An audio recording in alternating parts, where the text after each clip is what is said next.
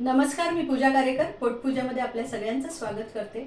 आज मी तुम्हाला चिकूचा मिल्कशेक आणि चिकूचा आईस्क्रीम कसा करायचा ते दाखवणार आहे। चला तर मग बघूया। आता आपण हे चिकू धुवून घेतलेले आहेत स्वच्छ। त्याची सालं आता आपण काढून घेऊया। सालं आणि बिया काढून त्याचा गर काढूया। आता आपण ही सालं काढून घेऊया।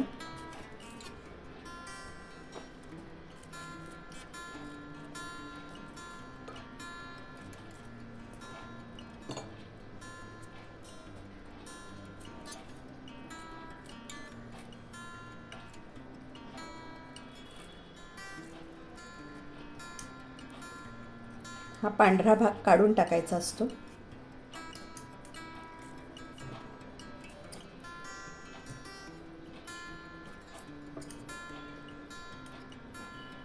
असे आपण सगळे चिकू आता सालं काढून घेऊया। मी यामध्ये असा एक इन्ग्रेडियंट टाकणार आहे की ज्याच्यामुळे त्याला मिल्कशेकला खूप छान टेक्स्चर येतं आणि टेस्टी लागतं। तर ते काय हे आपण पुढे पाहूच।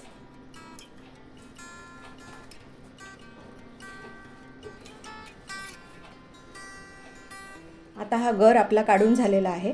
आता पुढे काय करायचं ते पाहूया। आता आपण ह्याच्यामध्ये साखर घालून ठेवणार आहोत। तुम्हाला गोड जसं आवडत असेल तसं।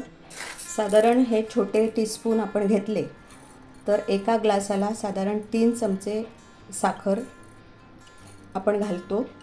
जर तुम्हाला कमी हवी असतील तर तुम्ही 1-1.5 चमचा सुद्धा घालू शकता।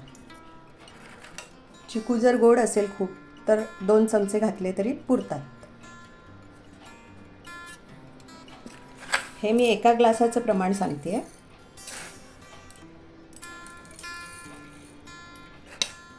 आता आपण हे मिक्स करून फ्रीजमध्ये ठेवणार आहोत गार करायला।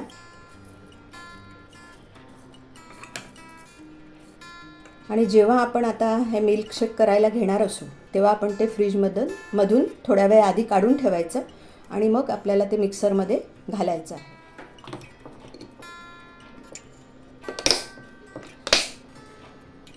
आता आपण हे फ्रीजमध्ये ठेवूया।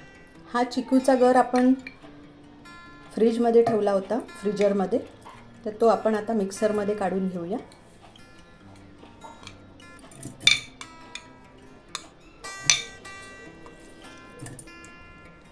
ही 2-3 फोडं आपण सर्व करताना थोडी कापून छोटी छोटी फोडं आपण त्याच्यामध्ये घालणार आहोत म्हणून मी ठेवलेली आहेत। माझ्या मिल्कशेकचं वेगळेपण असं आहे की मी त्याच्यामध्ये मिल्क पावडर पण घालते। 3 टीस्पून आपण मिल्क पावडर घेतलेली आहे। असे 3 ग्लास आपण थंड दूध घेणार आहोत।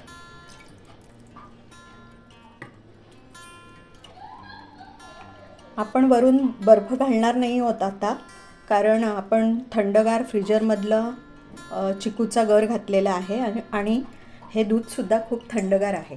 लागलाच तर आपण घालू शकतो।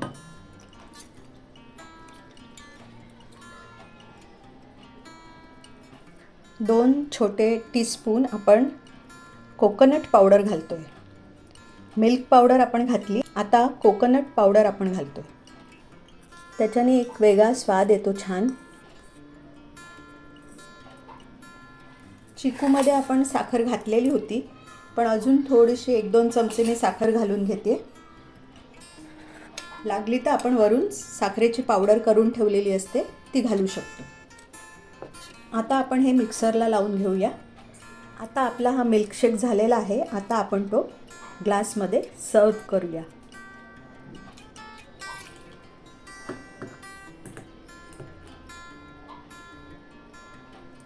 वरून आपण हे चिकूचे तुकडे घालून घेऊया।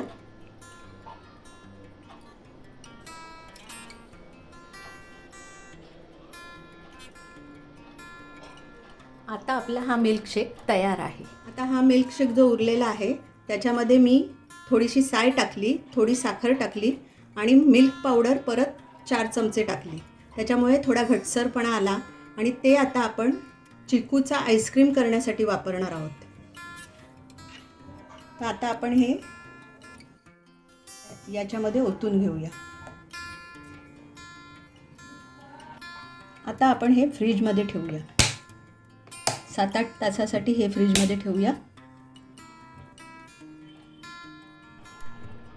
आता आपला हा आईस्क्रीम तयार आहे. आता आपण हा बाउलमध्ये सर्व करूया.